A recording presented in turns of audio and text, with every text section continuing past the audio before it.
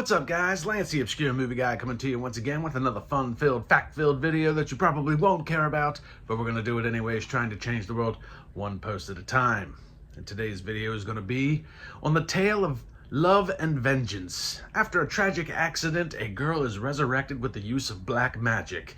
She then uses her newfound powers to exact revenge on the ones that did her wrong. It's a tale of voodoo vengeance, a beatdown in the bayou, a Cajun killing. Today we're talking about Bitter Souls.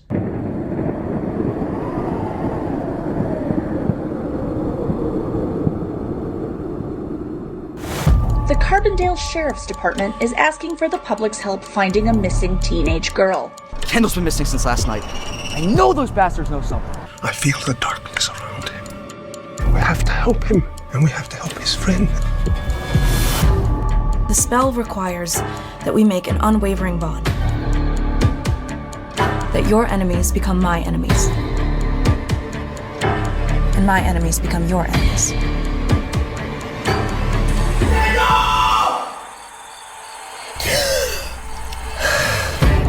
Never fought a foe like this before.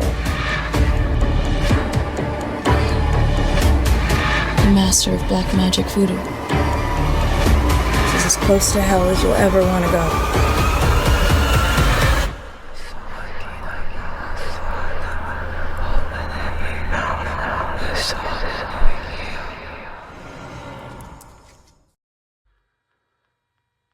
So if you couldn't tell from the trailer, this movie takes place in New Orleans, and New Orleans has always been a haven for voodoo magic, black magic, dark arts, everything that goes with that stuff and everything in between. And they did a really good job of capturing that aesthetic and that tone throughout the course of this film. Basically what you have is Michael McKeever, who we talked about recently in The Beast Comes at Midnight. He plays Lucien, who works at a drive-in.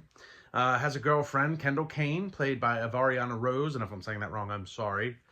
And she goes missing one night, and in a desperate attempt to find her and track her down, Lucien turns to Maulette, who is one of the local witches, if you will, played by Destiny Leilani Brown. And again, if I'm saying that wrong, I'm sorry. But Maulette uses some black magic to track down Kendall Kane, and Lucien basically rescues her unbeknowingly from death. And when she comes back, she's got some powers and a bit of a different attitude towards the ones who wronged her. And that's when things kind of start to get wild and crazy in town. So there's a few really cool things that I want to touch on with this film. And the first thing that needs to be discussed is Michael Hargrove, who plays the voodoo doctor or witch doctor. But the opening sequence of this movie is amazing. I mean, it's absolutely awesome. It had me from the word go. I mean, it's almost, and I may be pushing it above its stature a little bit, but I equate it to the opening scene of like A New Hope when you first see Darth Vader. When you first see Michael Hargrove as the witch doctor Emmanuel, the whole opening sequence is just amazing, from the music, the way it was shot, and his opening dialogue with Maulette really was like, you kind of feel like you're in for a freaking ride. It was really good, really well shot, some good special effects. He's got a couple of heads and some bags, and you don't really know why Maulette and Emmanuel are kind of at each other's throats with whatever's going on, but you get the impression that, you know, he's bad, she's good, he wants her dead, you know, and she's a little upset about who he killed and why, and it was just really exquisitely well done. It was probably one of the best opening sequences I've seen in a long time, and it says a lot because this is kind of a modestly budgeted movie. We're not talking anything like Hollywood production here, but what they did was really amazing. Very, very good opening sequence. Now, unfortunately, I will say, despite the opening sequence, the movie doesn't quite keep that same energy, which isn't necessarily a bad thing. That's not to say the movie completely drops off and becomes a bad movie, but the opening sequence really grabbed you like by the shoulders, was like, you're going to want to watch this, but it doesn't quite keep that tone throughout the course of the whole movie. but the production quality is really good. The acting is, for the most part, pretty well done. Of Ariana Rose as Kendall Kane. You know, she got to show a lot of range, from being like this sweet innocent girl to coming back and being like the polar opposite of that and wanting to exact vengeance on the people that did her wrong. McKeever, who plays Lucien, really solid, just like he was in The Beast Comes at Midnight. He did a really good job portraying a couple different, his story arc was kind of, you know, this, as far as the arc goes, and he was able to keep his acting level with that. And then Destiny, who played Malette, really good character, very convincing character, something I would, you know, something that you would have seen like in the originals. If you ever watched the originals on CW, she would have fit right in with that cast and this character. Michael Hargrove, who we talked about earlier as Emmanuel, the witch doctor, man, that guy was awesome. That guy is the highlight of the film. You can't deny it. Just the way he presents himself, his stage presence, the acting, the accent, you know, because let's face it, a Cajun accent is not an easy thing to do. And there is spots where it's hard to understand exactly what he's saying, but that's, if anybody's really ever encountered like a hardcore Cajun accent, it's hard to understand what they're saying to begin with. So really, really well done in that regard. And there is another guy, Carl Barbie, that I don't really know a whole lot about. He played Father O'Reilly. I liked that character.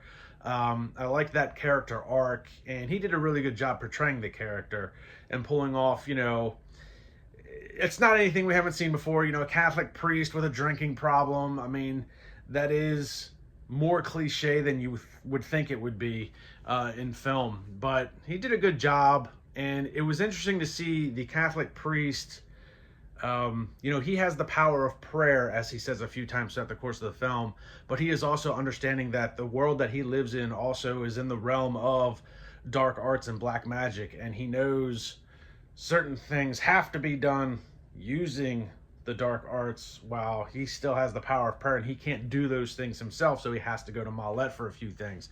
It's pretty interesting dynamic with those characters. That's kind of your core group of characters right there. And there's some other side characters that we'll talk about in a minute, but for the most part, all of those characters were portrayed really well. The acting was done very good. And I liked there's a couple of subplots that probably could have been played upon a little bit more, but there's a couple of subplots with those characters, and I do like their character arcs. Now, in spite of some of those highlights of the film, it does have a few flaws that are kind of hard to not notice and ignore.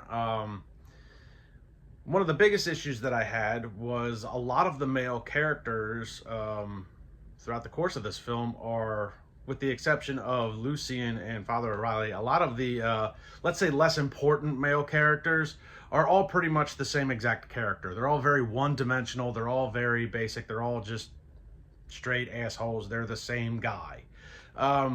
A key point in that, there is a group, there's three guys that all kind of hang out together, and they're the ones that kind of cause the demise of Kendall Kane. But those three guys, like, they're all the same character, literally. It wouldn't make any difference. They all just have different names. That's it. They're all the same character. Like I said, they're basic. They're one-dimensional. They're all straight assholes. There isn't one that's different than the other. You know, usually when you have a kind of a group of guys like that, one's maybe a little bit more sympathetic towards some things, or one guy might be like the voice of reason within the group, and then you always have like the head asshole, which in this case you do have the head asshole, and he actually did a good job acting, but the other guys, you know, his lackeys that are running around with him are still basically the same thing. He's just the one that they look to make the decisions. That's really it. And another thing, kind of correlating with that group of guys, so basically what happens, and I don't want to give too much away, but I'm going to have to give some of it away. So it's not going to be a spoiler-free review, unfortunately, but Kendall and her friends go out exploring in the woods one night, kind of out in the middle of nowhere, and the group of guys show up and start giving her a hard time. Her friends run off, and they start giving Kendall a hard time, and there's this, it's kind of a weird scene. So they're kind of like bullying her and messing with her, and she starts to fight back, which is great, as she should. But the scene itself, for me, had a weird choice of music. It kind of gave the scene more of a comedic tone, and she was kind of getting the better of the two guys during this scene. And then when she gets caught by the one head asshole, you know, it very quickly went from like bullying to like, oh, I killed her, and he just kind of leaves her in a ditch. It was just a weird transition scene. You know, up to that point, these guys were assholes, and they came off more as like high school bullies. I mean, I think it's said in the film like they're in their like young 20s, so they still kind of have like that high school like mentality. But you know, in the beginning of the film, they kind of came off more as just bullying other people, and it went from bullying to murder like very quickly, without much transition. Now, I will say during that actual scene when she dies, I will say that there is a very, very cool, if you catch it, there's a very cool light transition from like when she dies, and the lighting kind of changes to kind of go along with that, and it's almost like he realizes what he did, she's lifeless, and there's a pretty cool light transition in there if you catch it, which is another thing that this film did really, really well, was the subtle special effects. But we'll talk about that in a minute, because I'm still kind of on this thing with these guys. Like I said, all the male characters. There's even later in the movie when she runs into more male characters, like at a coffee shop. Like two of them, like they're the same type of character. They're just male chauvinistic assholes. Like, write something just a little different with some of these guys.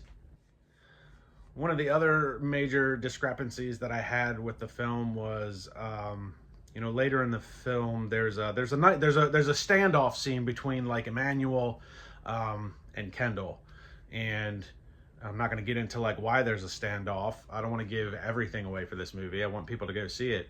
But there is a standoff scene where, like, you know, they're out in the middle of the street. Like, there's a lot of stuff that has happened, and they're like standing off. He's yelling at her, she's yelling at him, and then I don't know if this was just some bad editing or if this was just like this scene was just like an afterthought and they needed to try and find a place to like cram it in. But like, you've got this standoff scene, and then like it cuts to like the inside of like Maulette's like store that she runs out in town, and you know, Lucien's been hurt, so they had to drag him in there.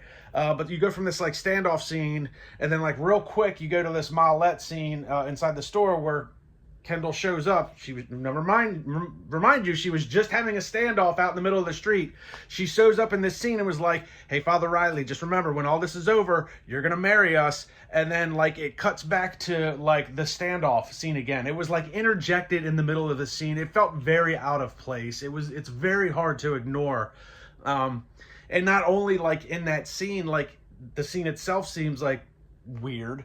There's a few continuity errors with Kendall Kane's character itself. And this is why I say maybe it was an afterthought, like something that they wanted to put into the film, and they were like, oh crap, we forgot to do this. This is kind of important. But like the continuity errors is a lot to do with like the makeup. So when she's like in the beginning of the standoff, you know, she's got like blood running down her head. Her neck is like bruised from like when she was killed and how she was killed. And then like you cut to this interior scene, and it's like the blood's not the same. The makeup is gone on the neck. It doesn't look bruised and battered. And then it cuts back to outside again where she's in this standoff and everything's back to the way it was. So it's really hard to ignore that scene. Like I said, I don't know if it was an afterthought. I don't know if it was put in the wrong place by accident and nobody caught it. It could be 100 different things. And I don't want to chastise the filmmakers too much for it, because I myself cannot make a film. But it's pretty blatant when you're watching it. You know, you've got this intense standoff, and like I said, he's yelling at her, she's yelling at him, and then it's like bloop, and then she shows up and it's like, oh, by the way, you're gonna marry us when this is all over, okay, Father? And he's like, okay. And then it's like back outside, and I'm like, would you really like run away like in the middle of this standoff and be like, hey, 1 second, Emmanuel, I gotta go remind the father of something real quick, and then like come back out and be like, all right, where were we? You know, so it just, like I said, it felt really out of place. But, you know, the flaws, they don't detract from the movie too terribly much. I mean, maybe that particular scene does kind of throw a big wrench into the standoff, but it picks back up quickly where it left off. So it's if you kind of ignore that part, you're like, well, you didn't really miss anything. Another thing that kind of sucks. I mean, and again, this is kind of like the whole Star Wars thing. You know, when you watch A New Hope, you know, Darth Vader had this grand entrance, and then realistically, he only had like 10 minutes of screen time throughout the course of the movie.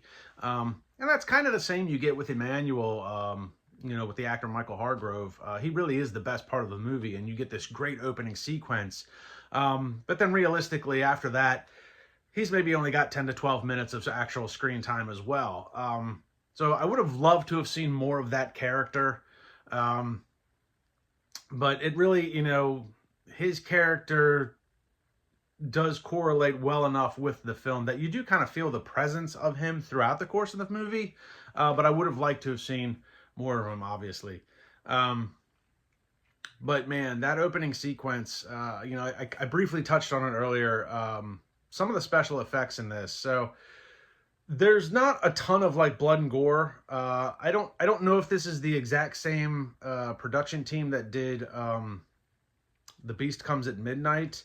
I know McKeever was in both films, so there might be some correlation there. I don't know if it's the same exact people or just some of the people, but this movie, if you watched my review on The Beast Comes at Midnight, I said, for the lack of a better term, it was a little bit more family friendly. And this one kind of has that same type of tone. I mean, she does go around and punch a couple of guys' hearts out, which those effects are done very well. But it's not anything that it's not anything that you hadn't seen like on the originals if you watch that, or Vampire Diaries. I mean, they were ripping people's hearts out all the time. So, I mean, despite that, there's not a whole ton of like blood and gore like you would see with like Terrifier or some other horror movies like that. This one is kind of more family friendly, again, for a lack of a better term. I would say it's a great, just like I did with The Beast Comes at Midnight, it's a good introductory horror film for somebody that's looking to maybe explore horror, or maybe explore like New Orleans and like black magic witchcraft type stuff. It's really good for that. One of the things that they did amazing, it was the subtle, and I mean subtle, the subtle use of like CGI. And I'm not talking like blood splatter. Like there is some blood splatter that's CGI and it's kind of obvious, but there's a few scenes that, like, I'll give you a good example. Like, there's one quick scene where you see, Emmanuel, with like the flick of like a needle, you know, put it into a little voodoo doll. But like that little flick of the needle, like there's just like a little red, like wisp that comes off of that needle. It's subtle, but it's just like it adds just that little bit of extra to that scene. There's also the scene where he shows up, I'll say in Times Square, in the center of street. This is, you know, towards the standoff scene. But as he shows up, you know, the clouds are rolling in above his head, and there's like a great use of like just like subtle like purple lightning, just to kind of give the effect of like this is his arrival. Same thing with the opening sequence. He's dragging a chain that's attached to a person behind him, and there's just these little like purple lighting effects that just add to this mystery of this character and his abilities. Like, you know, it's dark magic, you don't know what his abilities are. So the little subtle CGI lighting effects that they used was really, really well done. That was really impressive. It's enough to be noticeable, but they didn't overdo it to, you know, detract from the character itself and what was going on. So that was perfectly done. Overall, this is a really solid film with some pretty good acting, and it's got a fairly decent storyline that's got a couple of subplots. I would have liked to have seen more of the Malet Emmanuel subplot. And I will say, and I bring this up because if anybody that knows me or follows me, they know that I have a grievance against dream sequences. Like, I hate them. I hate dream sequences. I will say, there is a dream sequence in this film that kind of caught me off guard when you find out what's going on. and it didn't completely detract from the whole story. A lot of times, my biggest problem with dream sequences is I feel like it's a cop-out for a lot of writers. Like, they write this amazing story, and then they don't know how to end it, so they just come up with a dream sequence, and you're like, what the hell? Like Repo Man, oh, man, brutal, terrible. How about that whole season of Dallas? Does anybody remember that garbage? Don't even get me started. Despite that, the dream sequence in this film didn't detract from the whole storyline. You know, it wasn't lazy writing. It was, it's actually, if you pay enough attention, it's kind of alludes to it in the beginning of the film, and then the ending kind of brings it all together. And what I liked about this dream sequence was there's still some justification at the very end of the film. There's still some justification for some of the characters involved, and you kind of get this feeling like, you know what, I am totally okay with that, because I know what they would have done, and now it doesn't have to go that way. So they did a good job. I don't often praise people for doing dream sequences, or, oh, it was virtual reality or some garbage like that, or freaking Vanilla Sky, garbage, another garbage movie. Oh, it's a lucid dream. Ah, kiss my ass. Sorry, I really hate dream sequences, but this one actually didn't. Talking about those films made me angry. This one's not doing it, so they did a good job with that. They did a good job of it being, you know, not a cop-out. It was a legitimate part of the story, and it fell in place. And like I said, you get some justification at the end of the film with some of the characters, so you don't feel like it was a total, like, oh, well, what the hell was that about? So they worked it in there. It correlates with, like, the dark arts and the dark magic, and like I said, some of the characters ultimately get what they deserve to begin with, so it works out. It checks out. Good job. So like I said, overall, solid flick, good acting, great use of special effects, amazing opening sequence. I mean, that one right there, if you're not going to do anything, at least watch it for the opening sequence. It's really well done. It's available right now on Amazon Prime. You go rent it, check it out, and you can actually follow them along on Facebook. So like, subscribe, and comment to my YouTube channel. Check me out on Facebook and Instagram. Go follow Bitter Souls to keep up with everything that's going on with them. And I'll see everybody in the next video.